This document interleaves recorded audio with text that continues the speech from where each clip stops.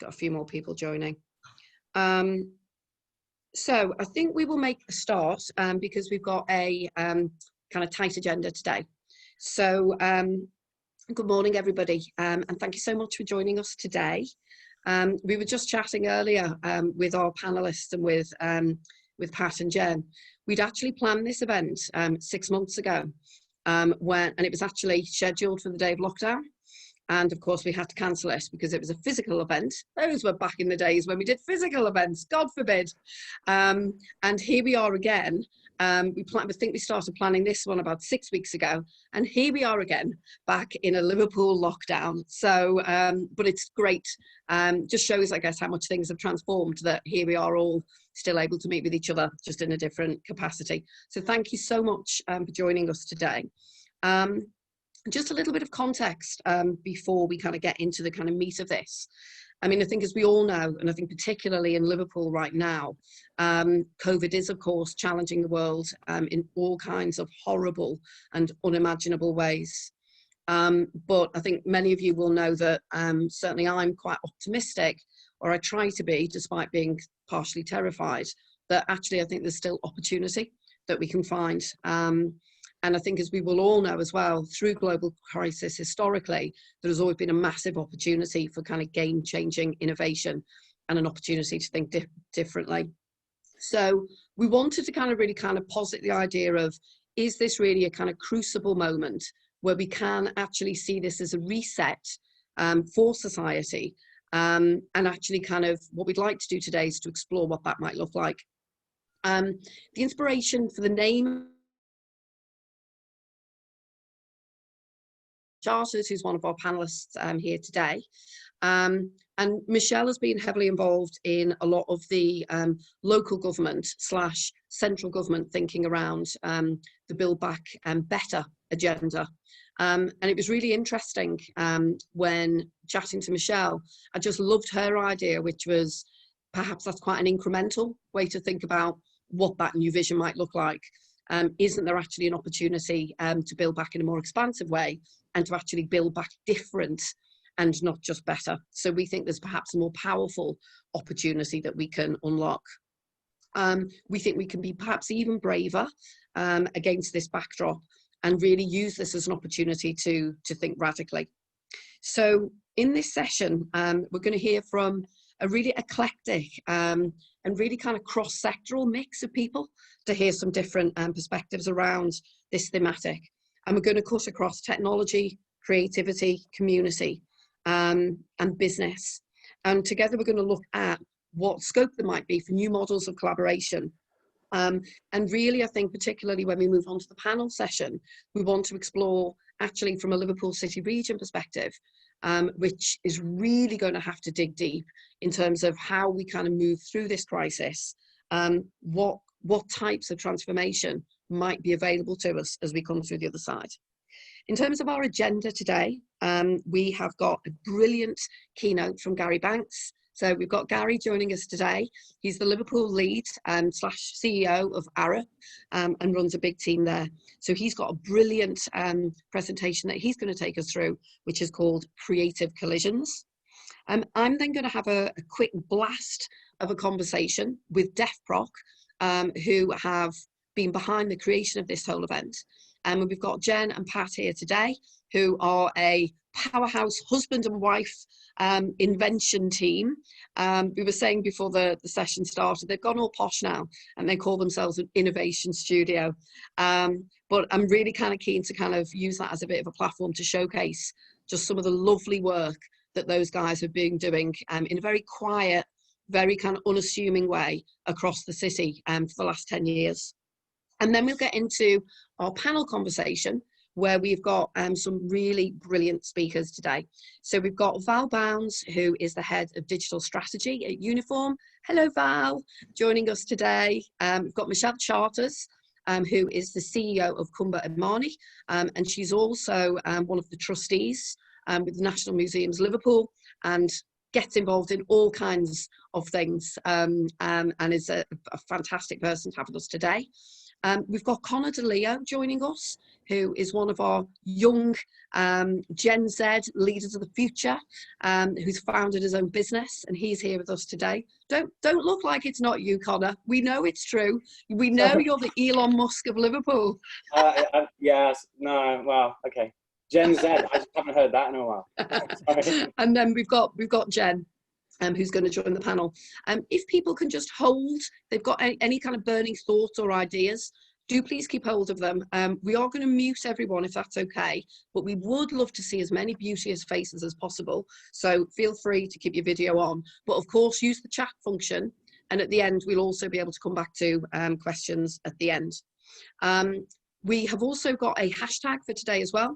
So if people want to join the conversation, if you've got any big ideas about Build Back Different, it's of course hashtag Build Back Different. So join the conversation and let's create a bit of momentum around some positive thinking around what this transformational opportunity can look like. So without further ado, I'm now going to hand over to Gary, who is going to take us through his keynote. Thank you. Let me share my screen. So hopefully you can all see that. Thanks, Dawn, and thank you very much for the invitation to give my perspective on what we might do differently going forward. And I thought I'd start a little bit context setting. So a bit about me. This is a montage that summarises my 40-year career since leaving school, and I always kind of think it's been a haphazard collection of collisions along the way that somehow I've ended up being a director of a pretty creative and amazing business in Liverpool, running the business in Liverpool. So I always see it as it's been a career without limits, and which is why I get so much inspiration from Chrissy Wellington's books. And it's been quite a strange journey. So from working as an electrician on building sites, and one of the projects up there was the Mersey Tunnel relighting scheme when I was an electrician, from 12 years later working on the Petronas Towers project in Malaysia with Arup. So quite a contrast, and we opened the office in Liverpool 20 years ago, and we always feel we've got a great vibe in Liverpool. We got slightly edgy, and we managed to get a beer named after us for a week in Dr. Duncan's, the Arup Ale. And one of the key moments, I think, will be when we were about 3 years old in Liverpool. I was asked by the board to present the next 3-year plan, and I'll never forget the faces when I presented the growth projections, and it was based on bottles of milk, because when we started, there was 1, 2, 3 of us, and we started to grow. One of the most important things I had to consider was how many pints of milk were in the fridge at the start of the week. So you know, that's kind of been my journey. A bit about Arup. Lots of people have never heard of us. Those that have perhaps don't understand the history. So Ove Arup was our founder. He was a Danish engineer who actually first trained as a philosopher, and he made his name by finding the solution for the shell structure for Sydney Opera House. So you can argue that the whole basis of our organisation was shaped around innovation and pushing the boundaries of what we think is possible. The key thing with Ove was that he wasn't just a technical innovator. He was actually a social innovator. He had a real social conscience, and he wrote a key speech that you can find online, Google it, and he talked about everything that we do must have a socially positive impact, and that was back in 1970. But also back then, he managed to convince his partners to give up their equity, and for it to be held in trust for the benefit of the firm's employees. And we're still organised that way now. We are an employee-owned organisation that's wholly owned in trust.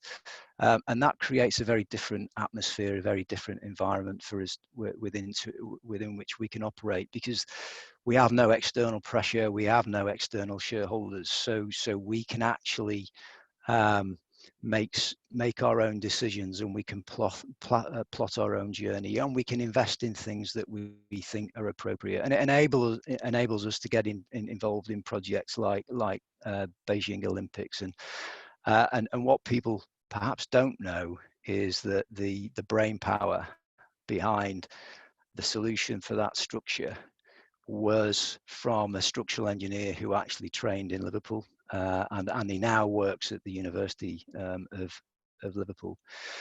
But of course, if you're prepared to push the boundaries, you also have to accept that there's a risk with that. Sometimes it doesn't work, and I'm sure you'll all remember the Millennium Bridge in London. When it first opened, it was lauded as the Foster's Bridge. Foster was the architect that we worked with to design that really thin structure. But as soon as it began to wobble, it became the Arup Bridge. And that was quite a very well publicized problem. But we took it on the chin, and because of the way we are, we invested a significant amount of money researching what had gone wrong, understanding it from first principles, and we developed a damper solution that then got retrofitted. And then what happened once we publicized that, we were then contacted by a whole host of locations from around the world, who said, you know what, we've got exactly the same problem. If only they'd have shared that information before we took on the design of that.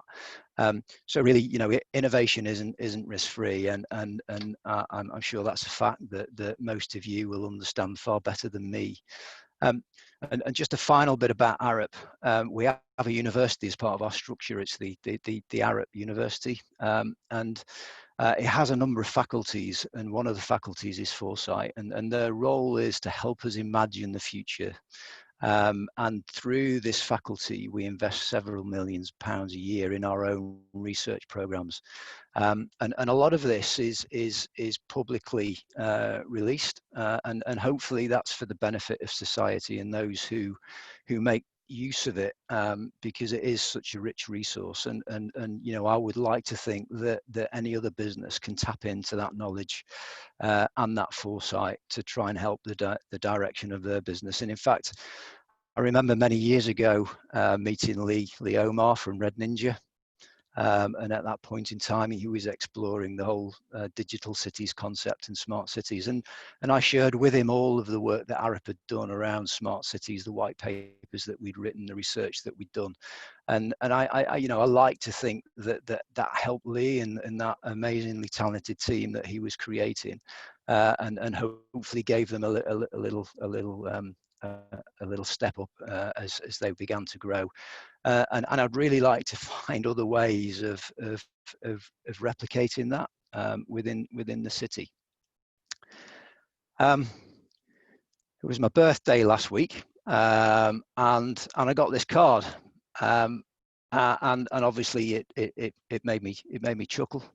But then as I was reflecting on what I was going to talk about today, I actually realized there was a much deeper message in there, much more poignant thing that I needed to think about, and really it's the things that we have taken for granted for generations that have changed. The context for how we live and for how we deliver our work shifted, and we've got a new set of boundary conditions now for how we might design solutions, how we might think about them. So we really do need to think differently about how do we blow out the candles in this COVID world, and there's an opportunity. We must use this time of disruption to test and trial new ways of doing stuff. We've got to look to the innovation-led ecosystem in the city to help us set a new direction for the future. And because these boundary conditions have changed, we've got to adapt our thinking and the way that we do things. Liverpool provides a perfect opportunity to address in a really integrated way two of the main economic and social challenges that have faced the UK for a long time, and that's productivity and inclusive growth. The UK's sluggish productivity growth stems from from insufficient support of the research and development and the innovation ecosystems in cities, and not diffusing and commercializing innovation. And I'm sure that's a well-known challenge for all of you on the call. So I think there's a real opportunity for us to explore a new relationship between technology and community, linking together deep domain expertise of business like Arup, but this is not exclusively about Arup. It's any business that feels they've got something to offer, whether that's technical, spatial, economic, social expertise, with the city startup community to collectively harness the power of business and community. And Gary, yeah. sorry to cut across you just there. Well, I'm just mindful that I didn't know whether or not you wanted any of your slides on at this point, because we can't see those at the moment. Oh, you can't see the slides? No. Well, obviously it doesn't matter because we're so gripped by what you're saying anyway, but I'm mindful that you might want to have some of your accompanying slides as well. You know what? Fundamental error. I clicked on the screen I wanted to share, but then didn't press share. Don't worry, it's okay. So hopefully you can see that now. Yep. Anyway, we get the joke now. the first 4 slides were you didn't need to see, but that's the birthday card that I got. So I do think so. Sorry about that. But you know, the message is still the same, that there's a real opportunity for us to explore a new relationship between technology and community, and linking together deep domain expertise with the startup community within the city, because that way we'll be able to stimulate the innovation economy, and that of course is a key pillar in the city's economic recovery plan.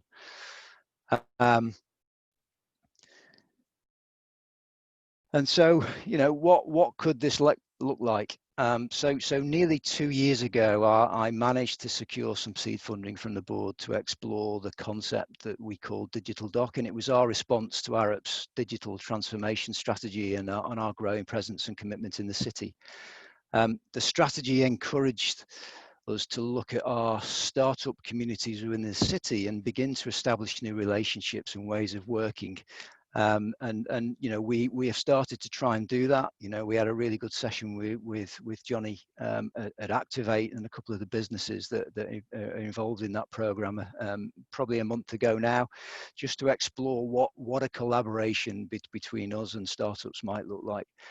And we just moved into this beautiful new office space in the heart of the business district, and I wanted to find something that would really complement and support our plans to grow to over 100 staff. So I grabbed this idea with both hands and put it at the heart of my thinking for Digital Dock, and began to contemplate what a collision between the startup community in the city and Arup might look like. And we eventually came up with a concept called the Arup Collider. Now, I must stress at this point that whilst the board are very supportive of what we are doing and with the support of some key individuals within the organisation, I haven't yet secured what I need to deliver this concept in reality. So perhaps I shouldn't even be talking about it openly, but I just love the idea of us working with the startup community in the city and other private and public sector partners to really test what different looks like when you have a collision between business, the deep domain expertise that exists within business, and the innovation ecosystem in the city. You know, my gut tells me that great things could happen, and it could be, you know, the civic equivalent of the Higgs boson. You know, why not aim high?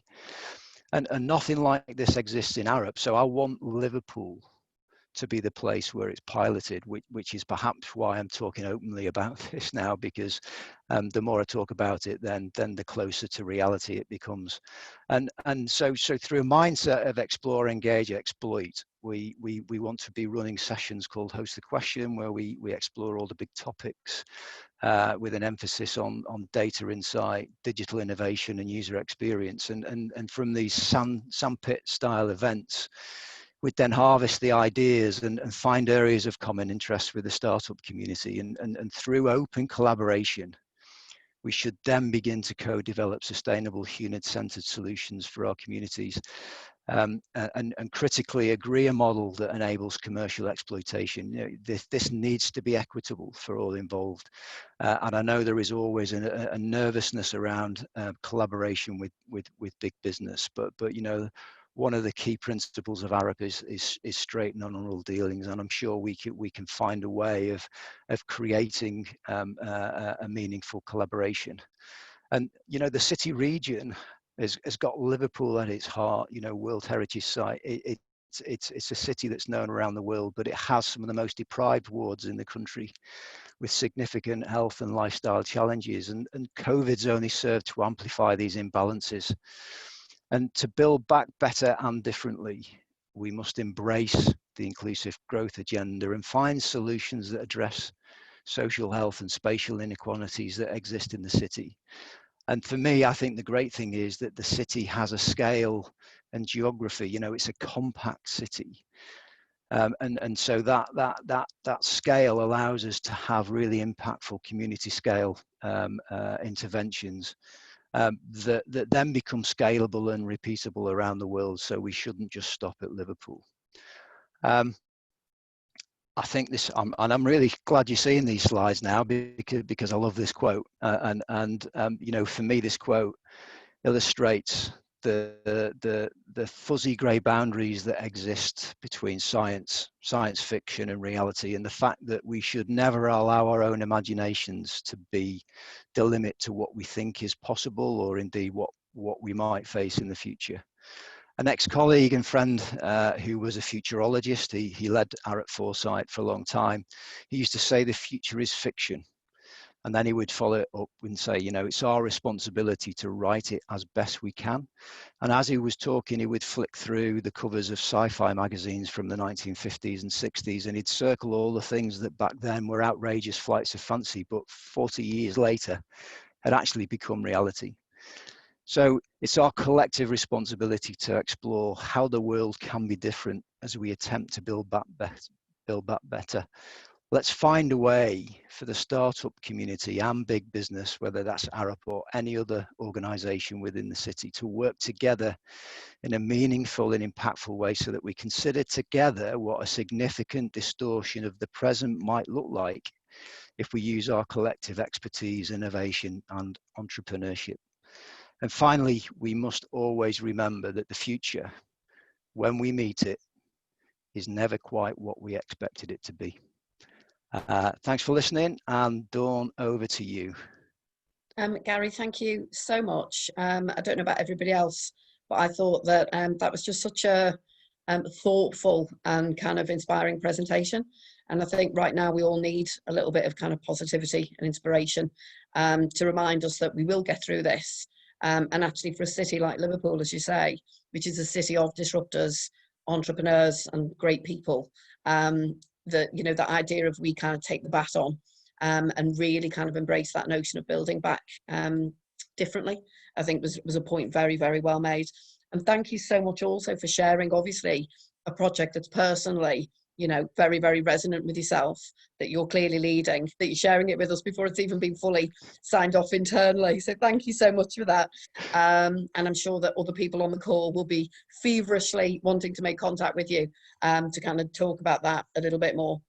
And I think the other bit as well, before we kind of move on, is I think absolutely that bit around inclusive growth, where I think where we can use the problem solving and finding new collaboration and ecosystems to tackle some of those inequalities that we know exist in the city. I think that's when it can get really interesting. So thank you so much. I really, really enjoyed that presentation, so thank you. Sorry about the schoolboy error with this slides. Don't worry, we didn't need them. I was so gripped. So we're now going to move over to have a chat with Jen and Pat. So as mentioned, they founded DefProc 10 years ago. They have been creating innovation solutions and solving problems for big and small brands for the last 10 years. They've worked with the BBC, they've worked with FACT, they've done collaboration with lots of startups in the city. They've worked with people like Bruntwood in Manchester, and then they've worked with big national companies such as the Environment Agency. And I think they very much, as I say, epitomise both the community values and the innovation that the city represents. So we're going to have just a quick kind of blast. It almost feels a bit like Mr. and Mrs. here, guys, doesn't it? That's very, very aging for me, isn't it? So Jen, can you maybe perhaps just give a bit more of an overview from your own perspective to share what DefProc is about?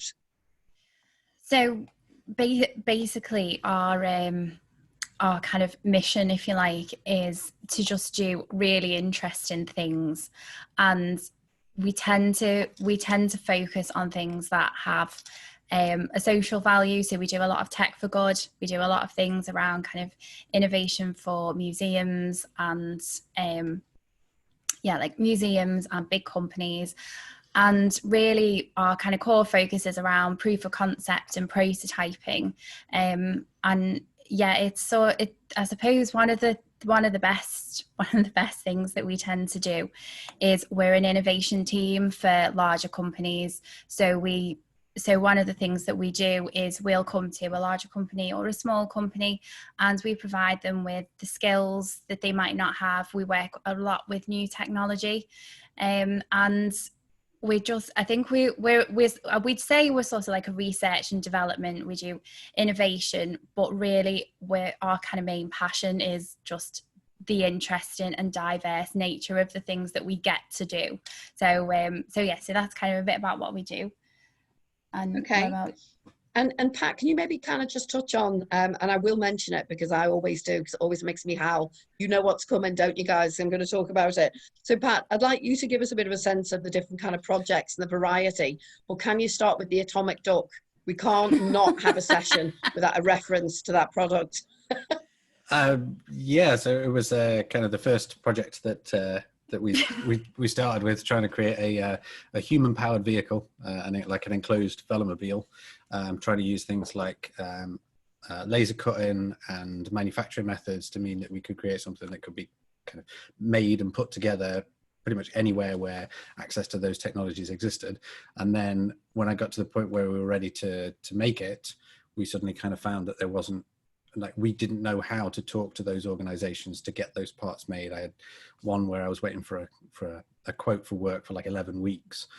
But as part of going through that process, we were finding that there were other people, other organizations who were having the exact same kind of problems. And as we were stepping through and trying to solve those, we were then able to kind of help other people be able to solve those same kind of problems. So what have we done?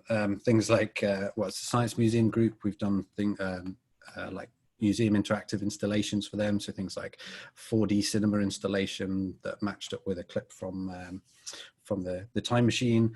There was an interactive satellite dish where as you turn it around, then it lights up an LED string to indicate transmission from the moon, and then that triggers off a video for the moon landing to be able to kind of see how that kind of technology worked.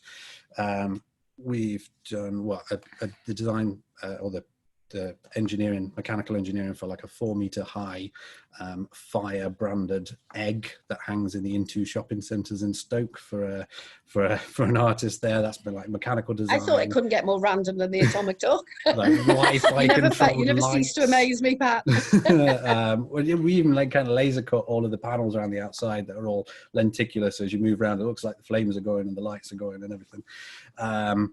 Yeah, like innovation team for larger organizations. We've done like MBIoT connected, remote, low power river level sensors for the Environment Agency. So kind of can leave those things in place for like monitor an area of river for like years at a time without having to kind of install mains to that site or any other kind of comms. But we've also kind of done projects for like product development for kind of smaller organizations and startups. So like when Connor came to us and asked us to be able to prototype an idea that he got, to be able to provide that kind of initial proof of concept, something that he can then take forward and be able to show that idea to others and prove that functionality to be able to carry on and take his project further. Great. Okay. So I think that gives a really good sense of the breadth, the crazy diversity of the stuff that you guys do. And Jen, speaking as somebody that's kind of ran their own small business for 10 years now, what kind of keeps you guys motivated? You know, it's tough out there at the moment, but what keeps bouncing you out of bed every morning other than the kids? Well, I think because we were discussing this just before, and I said, oh, you know, the thing that we really love is when we do a really good job for our clients and they've had an idea or they've wanted to work with a certain technology, and then we've actually been able to produce the thing that they wanted, and to kind of see them be like, oh wow, this is actually a thing, you know, this exists, or this idea that we had, we didn't think was possible to do. And I was like, that's actually like a really cliched answer, like our clients are our life. But actually it is that kind of, we've got this new exciting project, let's get on with it, how can we tackle it, what are the problems that need to be solved? And that I think it's the thing we talk about the most. Like, it's, you know, we discuss our business, you know, first thing in the morning before we go to bed, you know, as like, you know, it's that kind of like, it's just part of our lives. And, you know, it has been, you know, I'm not going to lie, it has been difficult, but we've been really lucky that we've had work to do all the way through the pandemic. You know, we started projects in March, and yes, they were delayed until August for delivery, but we were still able to work on them. We were still able to keep going. There wasn't a day that didn't go by that we weren't running our business from the kitchen table. Like, how do we keep this going? How, you know, what are the things that we can do? But whilst also working through our work that we've got to get through. So yeah, it's just it is the diversity of projects and the problem solving that we just love, really, I suppose. Yeah, cool. And that's probably a kind of the last question, because we'll need to move on to the panel, but just kind of, what do you think, Pat? I mean, obviously you and Jen created the company, it's been going for a number of years. What's your kind of secret sauce? What is the kind of thing that makes DefProc different to everybody else?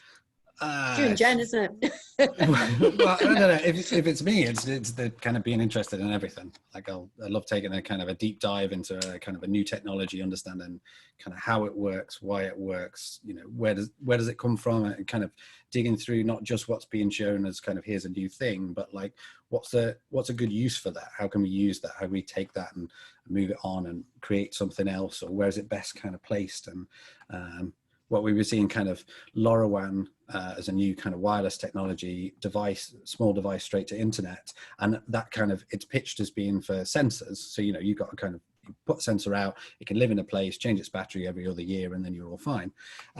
But we were then taking it to kind of, can we use that in a different way? Can we make push to talk? Can we put a button that connects by that, rather than, I mean, it's almost kind of, it's a loneliness sensor. You press the button when you're lonely, but so can we bypass something like somebody having to have their own internet connection in their house so that they can have what is a high technology device without having to interact with or feeling like it's a new technology or having to learn anything new? Can we kind of, yeah, we're going to talk about push to talk a little bit on the panel, actually, because we'll chat about it in a moment, but I think it's a really brilliant example, isn't it, of kind of, particularly in COVID, you know, those kind of solutions that can actually really massively make a difference to people's lives. So we'll kind of pause that bit there, because Jen's going to be all over push to talk shortly. But I think, I mean, I've kind of known you guys for a while now, and you've just got that really lovely natural curiosity and kind of tireless thinking about stuff. You never switch off. You're always imagining new ideas. So again, for anyone that's on the call, these guys are always kind of completely open for collaboration, and, you know, are always kind of great to partner with. I'm now going to move on to the panel. So thank you for that, Pat and Jen. And we're now going to really kind of, again, keep bringing this lens kind of back to Liverpool, and to really kind of think about how we can springboard through COVID somehow, and think about new opportunities for the city and what that might look like. So I'm going to start with a question which I'd like all of the participants to view on. And perhaps, Val, if we could start with yourself. But I think, against obviously this really, really difficult backdrop that we're now experiencing, and obviously particularly in Liverpool at the moment, it is just unimaginable that we're kind of back here again. I mean, you just couldn't make it up. If we kind of put that in a box over there, and we try and get that kind of optimism back, What are your thoughts on what those kind of new models and new kind of paradigms might be, particularly in the context of Liverpool? Yeah, well, I mean, obviously it's a super challenging moment for Liverpool, particularly right now. I think the only thing you can say is obviously we've kind of gone through it once already. It's not completely new anymore. So we have had a little bit of time to adjust. And I think that for me, that kind of that last 6 to 7 months has been one of behavioural change and societal change at such a pace. And, you know, thinking about this, it's that speed of adoption of technology that was already out there, but also the willingness of people to use it. And to think that they can create fast and they can, you know, there's all these amazing resources like DefProc out there who are doing fantastic work, who perhaps haven't had the exposure before. And so in a way, a positive for this for me is people are ready to adapt and they are more willing to change, and that reach of those technologies has the potential to go further.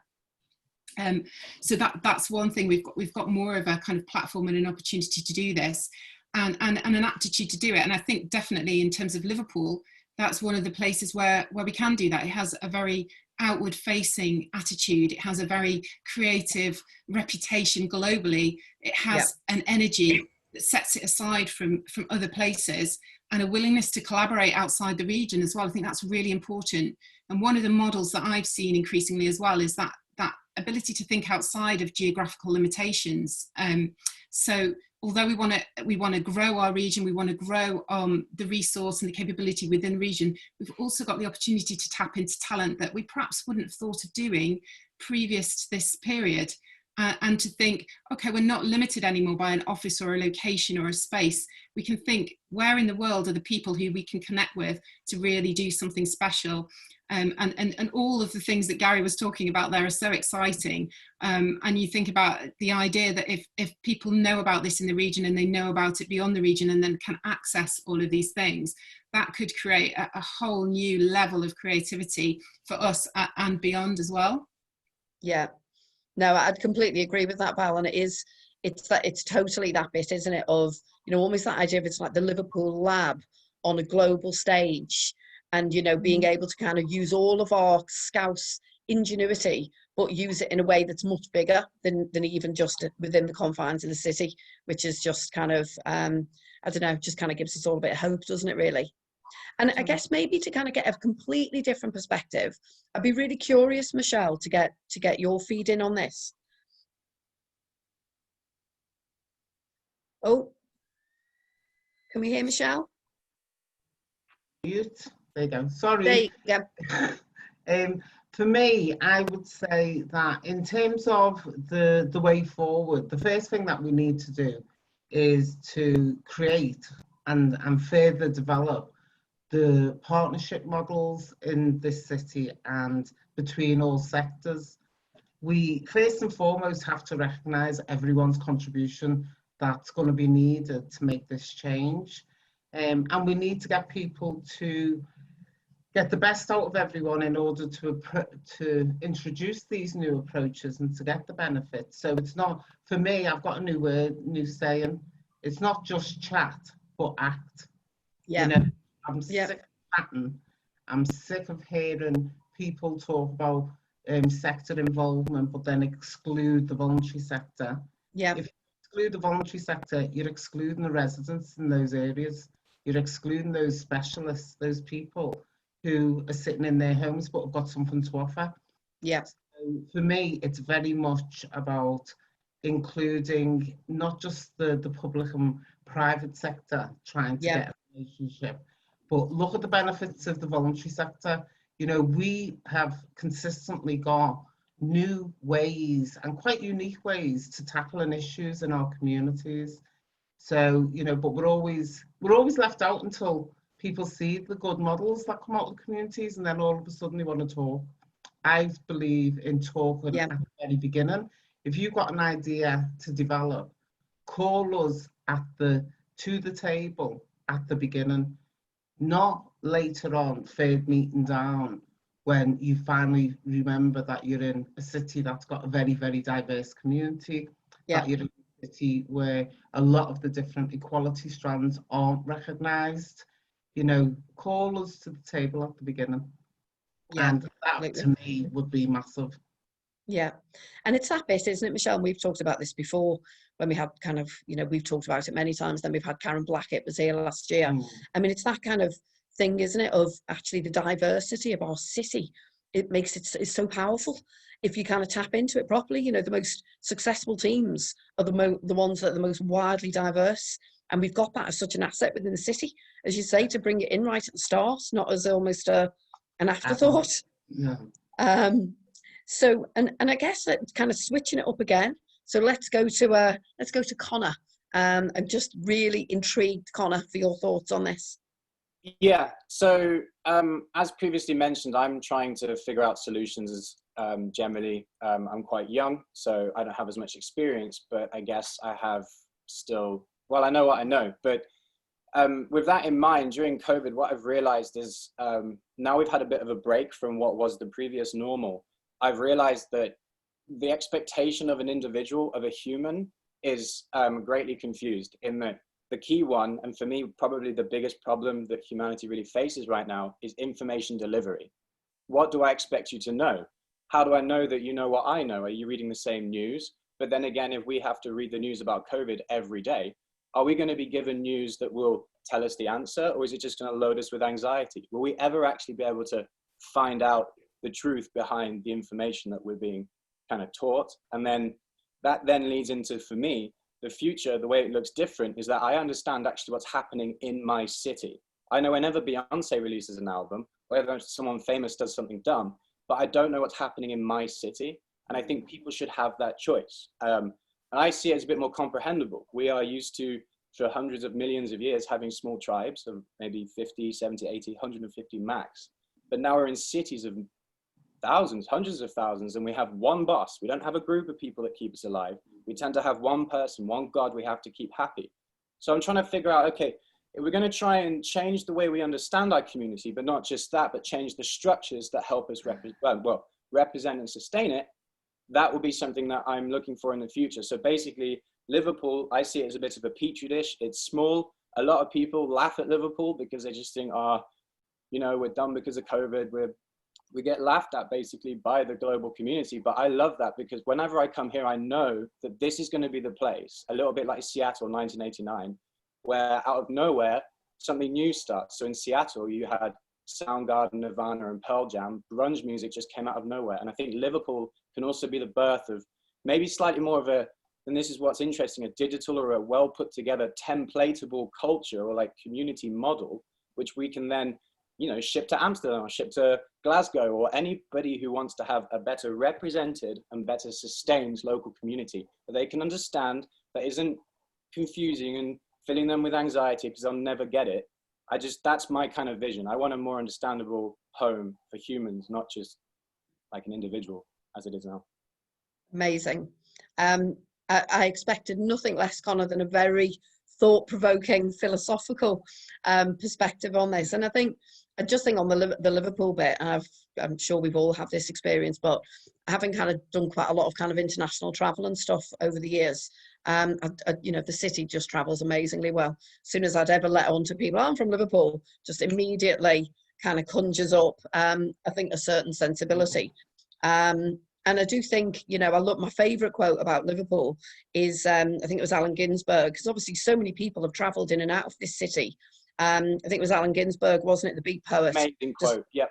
The creative centre of the universe. Yeah, it is. And obviously it's at times like now that, you know, it's absolutely that DNA that we want to kind of tap into. Just to bring it back over to Jen, what's your, just against that specific point around how Liverpool on a more general level can build back differently. What's your view on that, Jen? Well, we've had quite a lot of conversations about kind of what is it that can be brought, you know, can be looked at from almost like a technical point of view, because that's kind of how we see things. And I know there's been the smart city agenda for quite some time around, you know, how do we utilize technology, how do we get to know the data from our city and all of this kind of thing. But I don't think there's ever really been a real purpose for the data. It's just, let's collect data. Whereas actually, I think now there is like a lot of useful things that could come out of this. So in terms of like smart cities, people have talked about, or like people counting, we want to know how many people are in a particular area. Wales, and there's a little town called Cardigan in Wales, and they are the first smart town in Wales. What they've done is they've set up LoRaWAN gateways, and they've got people, PAX counter, but people counters basically.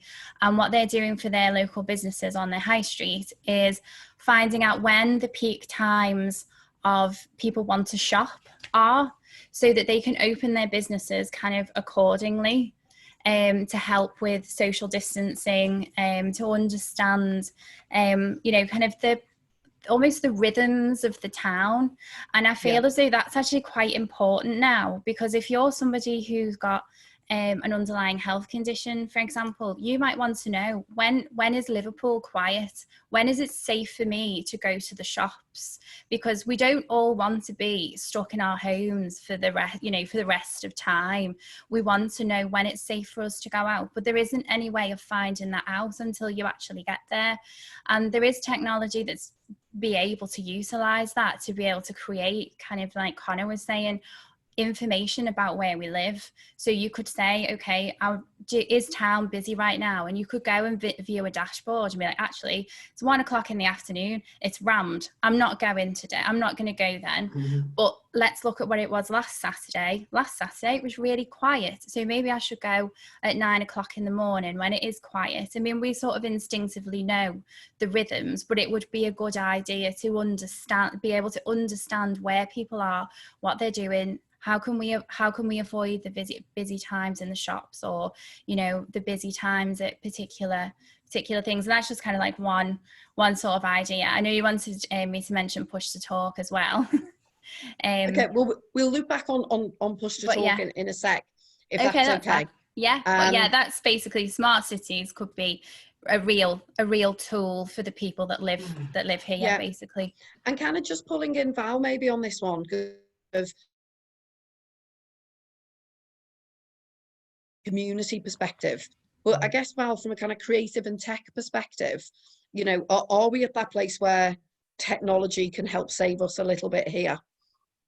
Well, I mean, it already has been indispensable, hasn't it, through this period? It's been an absolute saver. It touches every aspect of our lives at the moment, and increasingly so. It's been, you know, a lifeline. It's been the community. It's been the way to functionally survive lockdown. You know, it's so important. Imagine going through all of that without the connectivity that we do have.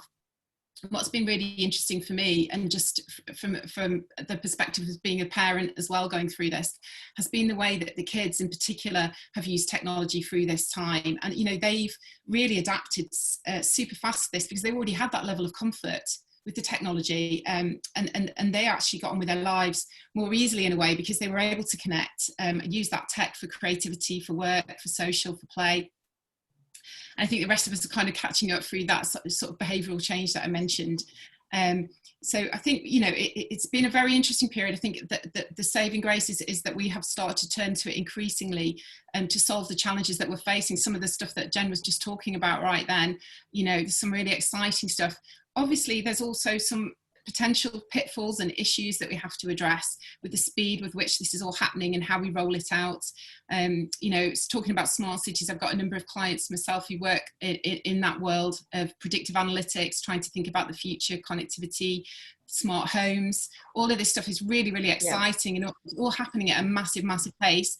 We obviously, you know, the faster it happens, the faster that people are screaming that they need a solution. And you know, there are issues with that. We've seen that with the rollout of the track and trace app and some of the glitches and the issues that we're having with that, because normally we would never move that quickly and on that scale.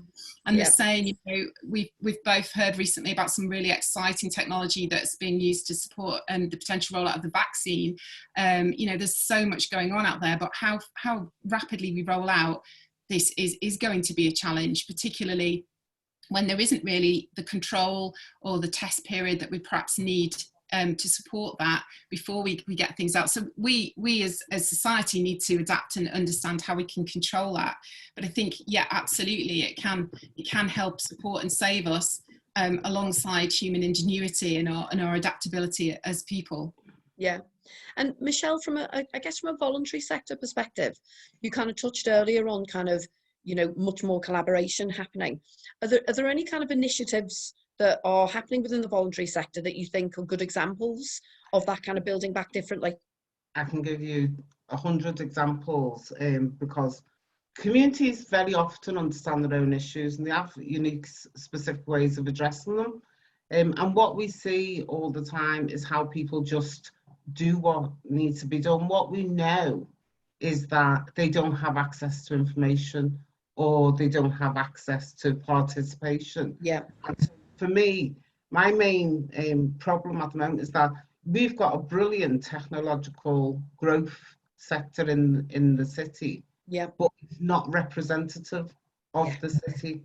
You know, so my commitment really and my passion is how we bring people together, how we encourage and build links, so people can work together if they haven't in the past, where they see the benefits of that, not only for them, but also for us as a community. And when I say us, I mean all diverse communities in Liverpool. And the only example, there's a couple of things. One, I'm currently working with the women's organisation, because one of the things that we know in Cumber Marney and through our community development engagement work that we've been committed to for the last 2 years is that there is an absolute lack of Black business real involvement in the city's agenda. And so we're going to hopefully create and develop a Black business incubation hub that takes a person from their home with a vision and a dream and maybe doing that work at home or from home into a space where they feel comfortable with a partner like the women's organisation who can give them that further expertise, and where both organisations can then watch how this person or organisation grows and goes out into that wider world, into that city centre that we historically have not been seen at. So it's about one of the quickest ways and the best examples I can give more recently, and especially around COVID, is how we work so well with our partners like the local authority and the LCR and the community when there was a spike in the Princes Park ward of COVID, and Liverpool City Council contacted our WhatsApp group, Cumber Marney's Liverpool L8 organisation's WhatsApp group, with a call to action. They needed to get the information to ensure the safety of people in that ward out really quick. So instead of going through a month of discussion and finding a budget and the money, we were able to get the City Council information out to 9 different cultural communities in their own language within 2 days. Now that's something that historically hasn't happened. Fabulous. Yep. But it's because of the partnership approach. It's about building, speaking and acting. You've really seriously got to understand what's going on in the city. You know, I'm good because I'm a person who's really nosy, and I will go and introduce myself, and I will go and find out what is going on in the different sectors, because I want to know how that feeds into opportunities for the community that I work in. Yeah. I want to see the full representation of a diverse community that's been here for over 350 years at every level in all sectors. And the only way to do that is by sharing information, sharing opportunities, but also treating people as, which is very clear now, we are all human. We've just gone through not only a pandemic of COVID, and we're still in it, but we've also this year been dealing with the pandemic of racism.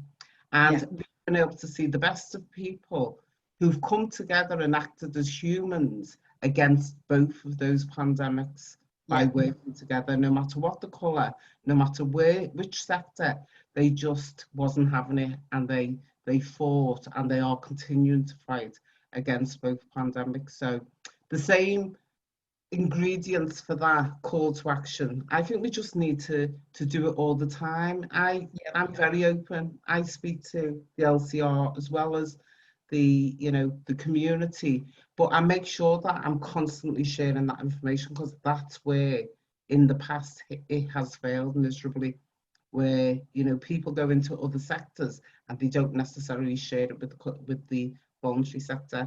LA's community development team bring the links and make things happen, and we've been able to see a lot of things happen in the first 2 years of our work, which has informed this new idea of this Black Business Incubation Hub, and how we will start to knit together the voluntary sector and the private sector. Brilliant. And I think particularly with that initiative that you've just talked about, Michelle, which is the Innovation Hub. I mean, again, I'd be chatting to Gary about his creative collisions. Oh, I think I've already got him. She's all over it. You've already got him on speed dial, haven't you? I'll find it. And that's exactly what we're talking about, isn't it? Which is to keep on cross-fertilizing, and it's not almost a COVID moment. It's just an ongoing behaviour in terms of everyone kind of, collaborating and talking to each other more. Super quickly, Jen, because I'm mindful that we are almost out of time, because I think the session's gone really quickly. Super quickly, Jen, push to talk. Give us literally a 1-minute overview of what that product does, because it's just such a COVID, it's a COVID kind of, it's obviously been in development for 5 years, pre-COVID, but I think it's really kind of, it's really important, I think, now. So just tell us a little bit about Push to Talk. So Push to Talk is basically a product, and it's a button and an app which can connect people who feel like they need support. So we're working with a charity called Local Solutions at the moment, who look after carers, it's like unregistered or registered carers who look after their husbands and their wives who've maybe got dementia or other caring needs. And basically it allows them who, when they feel isolated, particularly during the pandemic, to have a chat with each other. So they can press a button on their app or the hardware button, and then they can be connected to somebody else who's also a carer, who's also in that position, and then they can have a chat with each other for sort of as long as they want. So initially, just quickly, we had just a hardware button, and then at the start of lockdown, we decided quickly to develop it into an app so that it could be rolled out more quickly. Because obviously we couldn't visit people's homes, nobody could install any physical hardware, so we had to do it as an app, and that seems to have gone really well. We've got 50 people currently using it. We're about to do a trial with it in North Wales, starting in the next couple of weeks. So we're still talking to lots of different councils across the country to do some trials and see how they like it and see how they find it. So, but yeah, the initial feedback has been that it's been a bit of a lifeline to some people, and they've been able to really make the best of a bad situation by just having a chat with people. So yeah, that's it. Amazing. So keep an eye out for that product, guys, because I think that the guys are kind of doing a lot of work, kind of getting that product a little bit scaled throughout the city and beyond. We are out of time. So I guess just in terms of our audience, I think we've asked, because we are over, does anyone have a burning question that they would like to ask? I know that Debbie has given us some kind of feedback about obviously that kind of opportunity to bring those sector silos together. And, it's not tech sat over here and the voluntary sector sat over there and creativity over here. It's actually about, as Gary talked about at the start, it's that collision of stuff, which is where it gets interesting. But anyone want to kind of raise anything else? Any other kind of questions? Feel free to hop in on chat. No? So we are done. I'd like to thank our panelists and Gary so much for their contributions today. Hopefully we've given people a little bit of a ray of hope and optimism about the opportunities as we come through the madness. And I'd like everyone to kind of just keep keep safe out there, and kind of let's stay resilient, and keep that disruption carrying on, which is the thing that we're all famous for here. So have a lovely day, everyone, and take care. Thank you. Thanks, Dawn. Thank you. Thanks, Dawn. Bye-bye. Thank you. Bye. Bye. Bye-bye. Bye. Bye.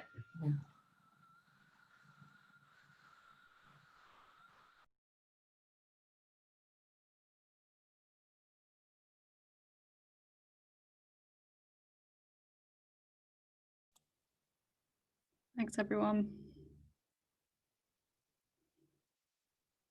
And yeah, we'll talk to you soon. Yeah, no Cool. problem. We'll talk See you soon, guys. later. We'll organise a catch up. Bye. Yeah, fab. Bye. Bye.